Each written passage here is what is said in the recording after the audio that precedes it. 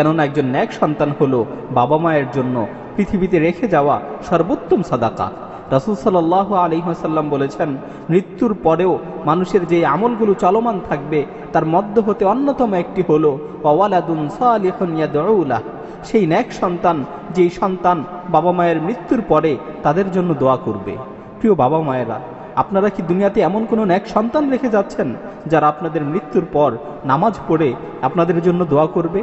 যারা আপনাদের মৃত্যুর পর আপনাদের জন্য দান সাদাকা করবে? আপনারা কি এমন কোনো আল্লাহভীরু সন্তান রেখে যাচ্ছেন যারা আপনাদের মৃত্যুর পর আপনাদের মাগফিরাতের জন্য প্রভুর দরবারে কাকুতি মিনতি করবে, যারা আকাশের দিকে দুহাত তুলে চোখের পানি ছেড়ে দিয়ে বলবে, রব্বির হামহুমা কামা রব্বায়ানি সাগীরা, হে আমার প্রতিপালক, আপনি আমার বাবা মায়ের প্রতি অনুগ্রহ করুন যেভাবে শিশুকালে তারা আমার উপর অনুগ্রহ করেছিল।